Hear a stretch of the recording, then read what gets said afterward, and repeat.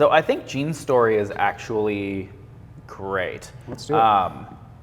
She doesn't have like the biggest story of like distance traveled, like from severe pain to XYZ, right? But I think she has a story that everybody needs to hear and that everybody needs. And what I mean by that is Jeen had intermittent issues, but she didn't trust her body. Okay. And so she didn't trust it to go and do the things that she loved because her back would go out on occasion. And so it wasn't severe. It wasn't like a constant chronic pain of like a 7 out of 10 or anything. But it was just like low grade pain all the time, instability. Rather than backpedal away from the pain and say that, oh, well, I can't do those things anymore because I'm getting old. She said, okay, I'm gonna figure out what's not working properly, and I'm gonna step into it and get it fixed so that I can do the things that I love. The most common perspective is people backpedal away from their dysfunction and their pain. And so they experience an issue, a joint issue, and rather than go, they experience a joint issue, usually with some pain. That's how they know they have a joint issue. And then they go, oh, something's wrong, I can't do that anymore.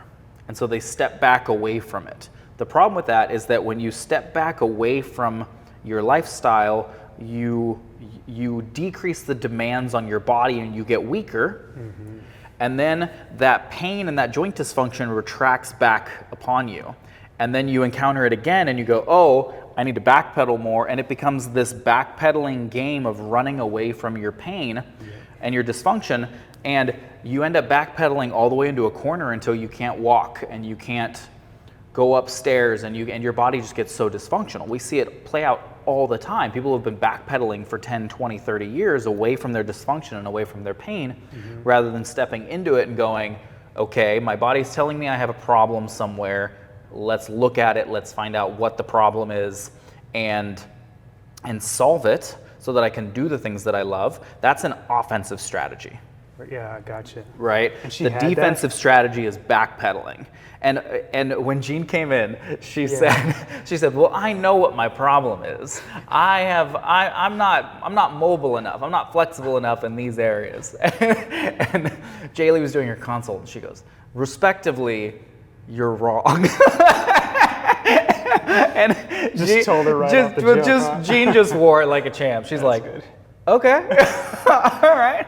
Because she was unstable. She had weaknesses that were her real issue. She didn't have mobility problems. She had instability and weakness issues that were leading to those problems. And so, but the fact that she took an offensive strategy and didn't backpedal away from her dysfunction, she stepped into it, went on the offensive and said, okay, I'm gonna fix this so that I can live the lifestyle that I love. That's what's so powerful about Jeen's story. That's what I love. Cool.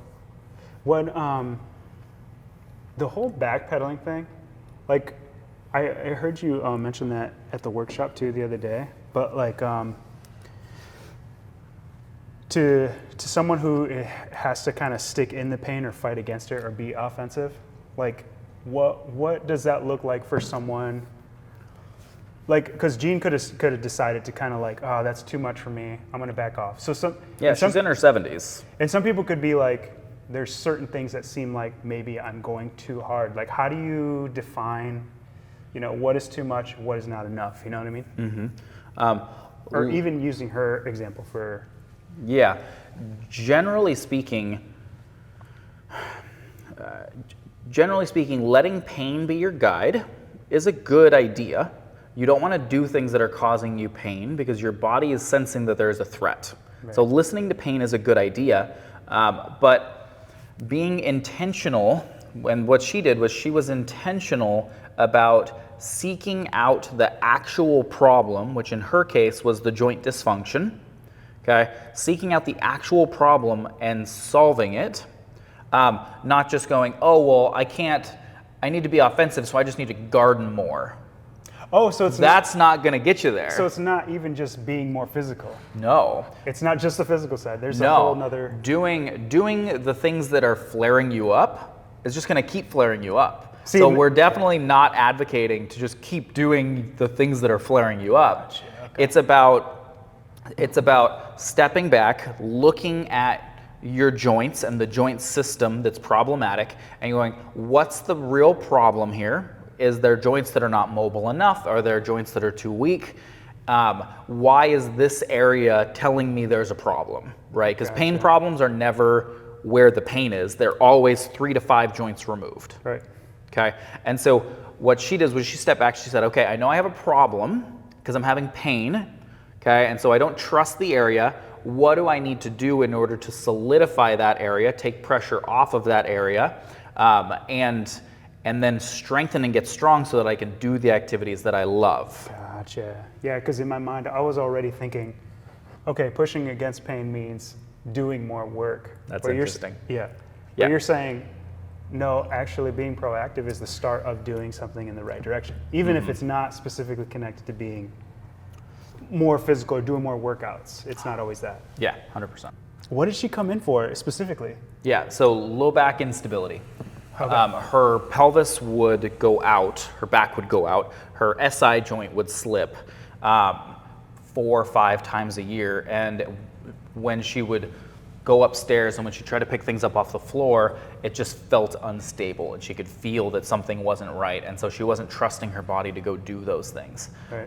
And so she came in and we had to shatter all the myths and the preconceptions about what she thought the problem was. Right. And then we just walked her through correcting her mobility issues, joint range of motion issues, Cool. finding those atrophied muscles that weren't stabilizing her pelvis, her ankles.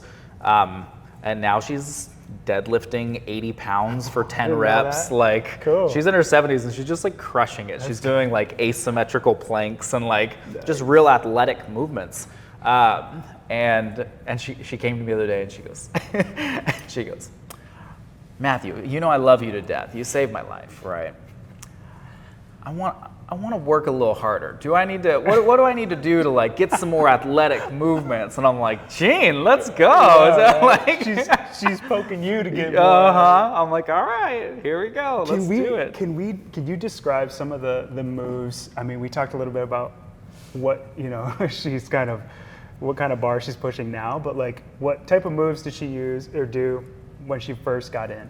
Which is like, I mean, even for me coming in, like I'm watching people, I'm kind of doing some of the moves too. I'm like, and there's an overall experience to people when they first start, like thinking that the moves that they're doing may not be effective. Was that an experience for her? Or? Yeah, because she was already exercising, right? She was doing what most people think of as good exercise for her body. Like she was going to yoga, and she was like going and like doing squats and like doing things that are supposed to be good for your body. Unfortunately, she just had certain atrophied muscles that weren't engaging during those movements, and so like the process when she first started was like, we have to get your glutes to engage. We have to get your glutes to fire. Glutes are one of the most atrophied muscles in our culture because we don't spend time in a deep squat position. We spend time seated. Right. And so the glutes just atrophy. It's just a cultural. Why? I've never really asked you that. Why is it that they atrophy when you're seated? Is it just because you're like, I don't know if you could point to that, but is it like because you're sitting on them and there's pressure, no blood getting to them? No, it's that the glutes are what's known as a phasic muscle, and they only engage during movement. Okay. Okay. And so, like standing here, your quads are engaged, right? Like your pecs and your traps are engaged, because if they weren't, you would just fall down, because they're holding you up. Yeah. They're maintaining a baseline tone. Okay. Okay. Feel your glutes. Should we go over here? I mean, I think you're fine. They're not firing. Yeah, I guess they're not. They're not. Okay. Okay. Only when you go out and you start to propel your body forward, i.e. running, some walking, but running, going up high steps, or going into a deep squat, do the glutes actually engage. Our lifestyles, our culture has been designed to remove high steps from our lifestyle, to remove deep squats from our lifestyle, Right. to make to make it easier for everybody to be able to live life, right? The problem with that ease and that convenience is that it comes at the expense of our glute function. So it's not necessarily the fact that the sitting position is terrible. It's the fact that the glutes are just not being used. It's the fact that it's sitting in a chair has replaced squatting. Gotcha. Because historically people have squatted and spent more time in a deep squat position. And we just don't do that anymore. And so our glutes just culturally don't have an opportunity to turn on anymore. So everybody is battling glute atrophy. Everybody. Yeah. And so going back to Jeen, she had to learn and go through the process of retraining her glute to fire, and all those muscles that were compensating had to be shut down. When you're walking through baby steps 1 through 5, okay, it's all about rewiring what muscles are firing and when. So it's all a nervous system adaptation. And so the big one is that your glute isn't firing, and that your TFL muscle, and maybe some hamstring or some inner thigh, but okay, your glute isn't firing, and your TFL is firing too much. Okay, so you can see this when you're walking through the grocery store. If you watch people's gait, when their pelvis is shifting and it's not remaining level to the floor, when it's not remaining parallel to the floor, when you're getting that shift, that's called a Trendelenburg sign, and it's an indicator of a weak glute. And that's coming from the tightness of the... It's coming from atrophy through the glute and tightness through the TFL. Okay. And so basically what we have to do is we have to mobilize this area, massage it, go through active stretches, loaded stretches, static stretching, right? Any of those will do the job because we're wanting to shut that muscle down neurologically. Yeah. So shut that muscle down, and then we go into like a clamshell. Can we show people like what that would be? Do you want me to get like a foam block for anything? To roll the TFL? Oh yeah, it doesn't matter, whatever you need. I could probably just do an active stretch. Cool. Yeah. Cool. So when you're trying to deactivate a muscle, you can take it through you can do a static stretch. You can do an active stretch. Okay. For the sake of explanation today, we can just say if you take your hip flexor, that TFL, through an active stretch. Yep. Okay, 20 reps times 2, okay, and then you go into a clamshell, stack the hips forward, raise, lower, get above 45 degrees so that that glute will actually fire, okay, and if you're having a really hard time, you can just put it up and hold it with a band around there. Will increase some resistance, but you have to get that glute firing. That muscle's gonna wanna take over and do all the work. You have to get it to chill out, then get that muscle to fire. And what's that chilling out process of the TFL? Like, how do you, like, let's say it's over engaged. What are you like paying attention to make sure you're just getting the glute action there on a clamshell? Yeah, so if you put your hands here, you'll feel this muscle is contracting and getting really hard. Yep. Okay, that means that the TFL is dominating that movement. Whereas if you go into your clamshell and this is staying relaxed, the TFL is staying relaxed, and then your butt, back where your back pockets are, your glute muscles are contracting, they're hard. When you push on them, that means now they're doing the work. That means you fix that wiring pattern there on the lateral chain. So you're paying attention literally to where you're feeling like the power or the strength, where you're sending the strength. What's contracting, where you're sending strength is a great way of saying it. Yep. Cool. So for Jeen, that was everything, because when she was going into her squats at home, okay, she was doing these squats, but her knees were buckling in, and so she was doing this quad dominant squat. Wait, how do you know that's quad dominant? Because her knees are buckling in, and so your glutes can't fire when your femurs go into an internally rotated position. Okay. And so position dictates firing patterns. That's good. Yeah, I like that. So if your knee is buckling, your glute can't fire. Gotcha. Okay, so which is why when we're retraining squats, the first position that we train is actually a plie externally rotated position, because this puts the glute in an optimal position to contract after it's been in an atrophied state. Whoa, cool. How many like Could you like shout out how much like reps maybe she did in the beginning? What the program was like, maybe some details of her in the beginning and then how it grew. Yeah, so at first she was just lying on her back doing supine rowing. See, I kind of want you to like show that part too, because I don't know. I mean, do people know that that's what you do to start? I mean, them, probably not. Yeah. I mean, basically all you're doing is putting a chair under here, and we can link up in the video. Oh yeah, that's a good idea. But you just put a chair under here, okay, lay something on the outside of the foot so the foot doesn't roll out, and you just lay there for 10 minutes per side. And you're just going into deep relaxation and breathing. And this is where the patience and, you know what I mean? Patience, kind of trusting the process, where like most people kind of like, what am I doing? This is the step in the process where everyone goes, oh yeah, so you just want me to lay there and do nothing. And I'm like, no, I want you to lay there and let your overactive nervous system calm down. Yeah, could you explain that a little bit? Yeah, I mean, like, so when you deload, okay, when you go through an unloading or a deloading process, what you're doing is you are decreasing the demands on the structure, and so you're telling those muscles that it's okay to calm down. And so really what we're doing is we're taking it out to a mild stretch, 70, 80% of max range of motion, and we're leaving it there. Yeah. And we're not having them upright, because when you're upright, your muscles are contracting. And so get them laying down, super critical, okay? Just deactivate those muscles, 10 minutes per side, okay? And you're calming your nervous system. You're calming that muscle down and allowing it to lengthen, because it is getting abused with every single step. It is contracting 4 times as hard as it needs to with every single step on most people. Really? And so by unloading it and just giving it a break, we can calm it down, and then when we go into massaging it and rolling it with a ball and going into stretches, it doesn't fight back against us and hit what's known as a stretch reflex.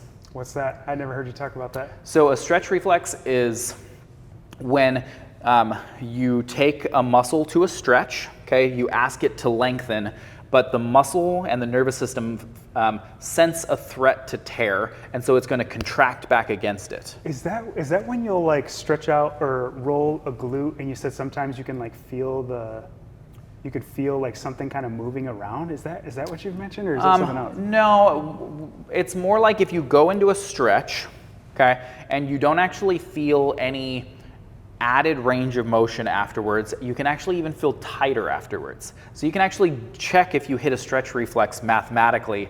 You take a client to their range of motion, okay? Yep. You test it, and then you have them get up, walk around, take them into your stretch, and then come back and retest, and if they've lost range of motion, then you know you hit a stretch reflex and that you did absolutely no good for that client. Because you have to test and learn and see what their nervous system is going to give you. Gotcha. Because the nervous system rules all. Yeah, Okay? which is like, I'm still trying to wrap my head around the nervous system. The nervous system is the brain and the peripheral nervous system, and so the brain is telling the muscles how much to contract. Okay? And so your brain is trying to keep your muscles safe. And so if you take it to a max stretch and your brain is going, no, that's not safe, it's going to contract it and shorten it, because a muscle is most likely to tear when it's at its max stretch.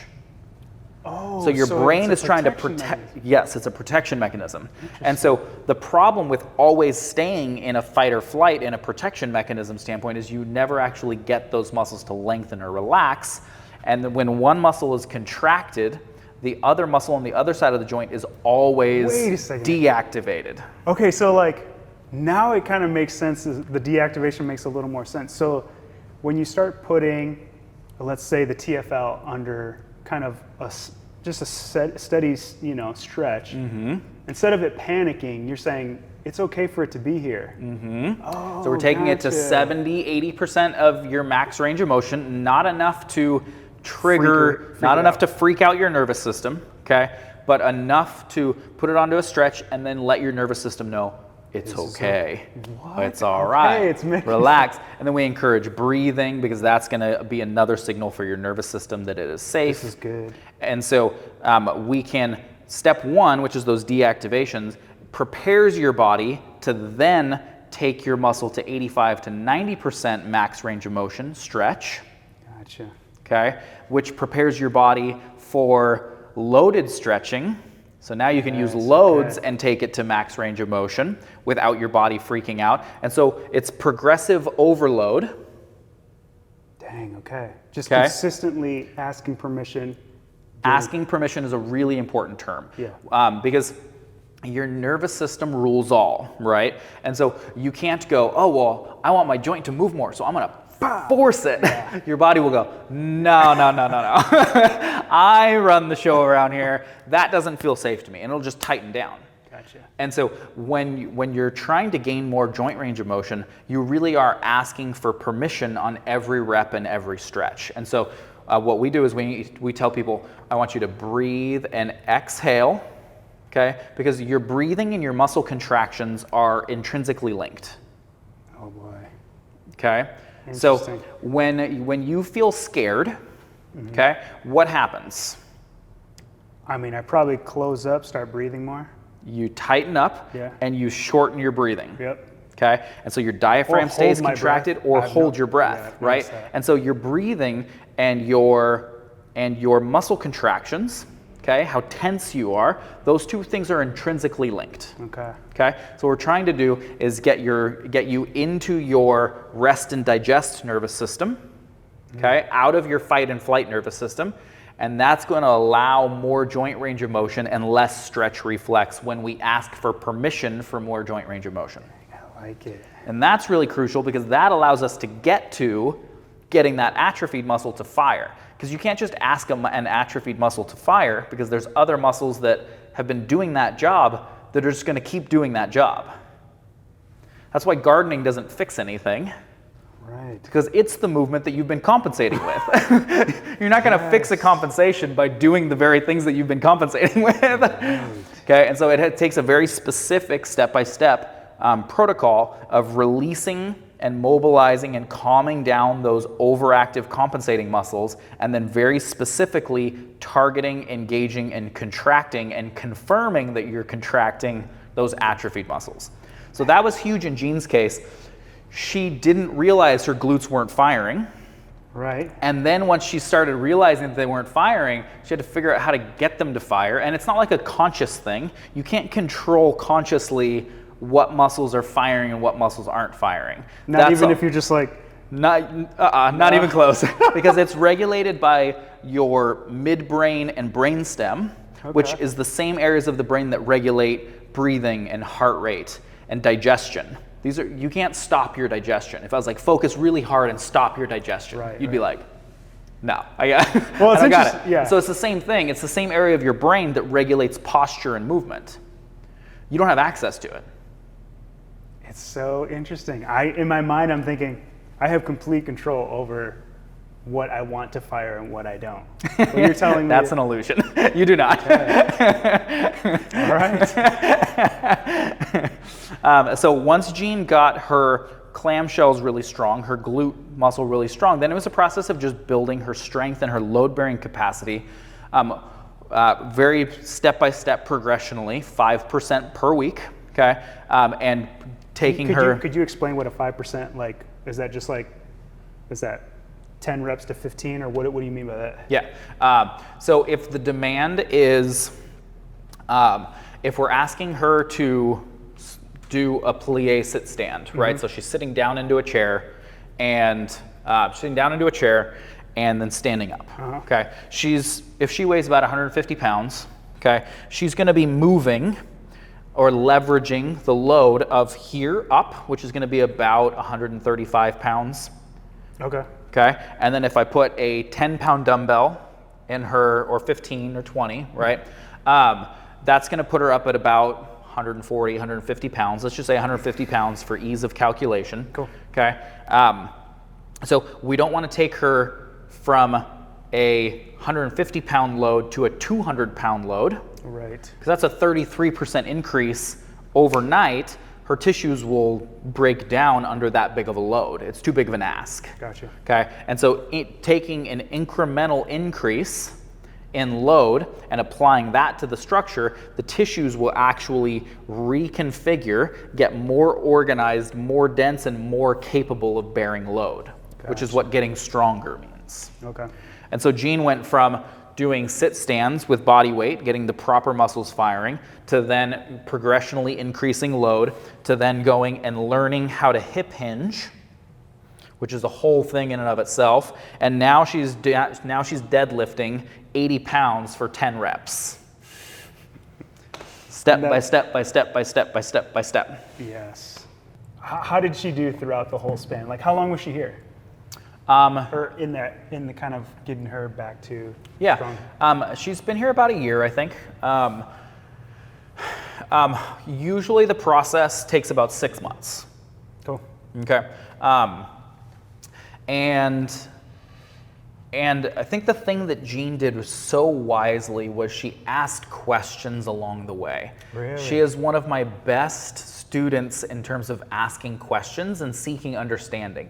She doesn't want to just be told what to do. Yes. She's stepped into a place of stewardship of her body, and she wants to be able to know, why am I doing what you're asking me to do? I know you have a reason. I know there's a method behind it, and I want to understand it because this is my body, and she stepped into stewardship of it, which is one of our core values for our clients, is getting them to take ownership and stewardship of their body, and she's really stepped into that.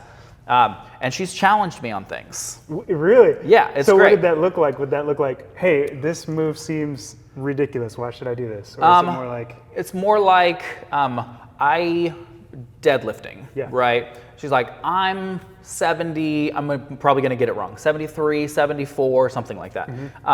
I don't need to be deadlifting 40, 50, 60 pounds, 70 pounds, 80 pounds. I'm not trying to be a power lifter. And I'm like, fair enough, fair enough, okay. And so then basically what we did was we just went through a process of going, what do you want your lifestyle to look like? At what point do you want to get hurt out in the world, and what do you want your limit to be? Because that's when we get hurt, when we step past our limit of our load-bearing capacity. Okay? And so I asked her, at what point do you want to get hurt, right? Is that lifting a bag of dog food? Got you. Is that, like, what's the limit? The threshold. You're like creating a threshold to get Creating a threshold, and then just you have to know that you can't step past that. Cool. Okay? And so for her, it was like, well, I want to be able to pick up a case of water bottles. Okay? I want to be able to pick up a bag of garden soil. Okay? And I'm like, okay, bag of garden soil, 40 pounds maybe? I don't know. But here's the thing. 80 pounds deadlifted with perfect form is very similar to 20 pounds lifted asymmetrically or unevenly. I didn't know that. Okay, so think about it from a physics perspective. This cup is going to be very light right here when it's close to me. Right. It gets 10 times heavier when it gets farther away from me. Right. So if you want to pick up 20, 30, 40 pounds regularly, okay, yeah, what happens that one time when you pick it up an extra inch or 2 inches away from your body not thinking about it? That 40 pounds becomes 100 pounds instantly. And so you need to be strong enough in here to live your life out there and not get hurt. Well, how did she take that information? She's like, great, I'm all in. Let's do it. It sounds great. She's like, because I never thought of it that way. Yeah. I never did the math on if I pick something up off center or away from my body, what does that do to the mathematics of it? That's cool. Right? Because if there's 200 pounds of load on your low back when you pick something up symmetrically, right, and close to you, right, that means there's 100 pounds on each side of your spinal erectors, on each side of your spine. Yeah. Okay? So if your spine is here, each muscle is holding up 100 pounds. Okay? Well, what if you pick it up 1 inch off center? I don't know. How much more is that? All 200 pounds goes to one side. And so you've doubled the load on one side of your spinal erectors, and people go, well, I don't want to be that strong. I don't need to be that strong. I'm like, you have no idea how strong you actually need to be. Yeah.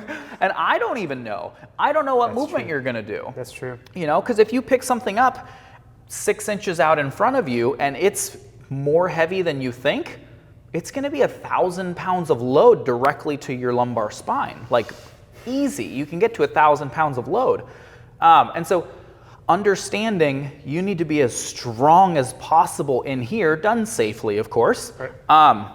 So that way when you encounter the unexpected out there, you're prepared for it. Right. And then also learning so you can minimize the unexpected out there because you understand the mathematics of lifting. Right. Which, I mean, you've talked about that before. I mean, what do you call the aspect that is like the math behind it moving off center? Like, what is that? Is that just pure physics? Yeah. Yeah. Which is like all the stuff that regulates normal everyday life. Yeah. Math is the language of the world. Yeah. Yeah. I mean, I don't think of things that I do on that level, on a physics level. Sure. Because I think a lot of times when you're like working out just regularly, you're thinking best case scenario, I can lift this thing, you know what I'm saying? In a perfect, if everything is perfect and everything stayed right here, but essentially what you're saying is like, no, we need to define what you want to be able to do and even kind of go and think about potential mathematical demands. situations. Yeah, demands you're asking your body to 100%. go for. Well, and even in here, it's important. So like people work with coaches and trainers, and those trainers aren't thinking mathematically, and they just have no idea the forces that they're applying to their clients. They're just completely clueless. Right. An example was like Jeen was doing like a straight arm pullover with weights. Okay, like laying on her back. Oh, okay, yeah. And she was using like an 8 or a 10 pound dumbbell. And then I said, go grab a 30 and come over here. And she's like, a 30? There's no way. I can't move a 30. I was just struggling with the 8. And we were doing a single arm row, which is a very biomechanically advantaged position. That's where you're like kneeling over the bench, right? Yeah, where you're parallel with the floor and you're pulling into your side. Gotcha.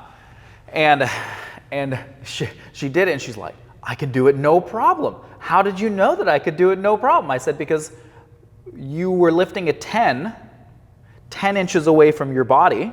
Yeah. Okay, which is 10 times 10, it's 100. Right. Okay, so you're lifting 100 pounds of load. Okay, now you're doing 30 pounds in line with your shoulder. Right. So it's just 30 pounds. Right. It's less load than the 10 because it's all mathematics. Everything breaks down to math. Well, we're not, I guess the lesson there that you're trying to figure out too is the number on the weight itself is not necessarily the impact that it's having on your body, right? Is 100%. What you're getting at. Yeah, because it's, the bigger variable is how and where are you moving it with your body.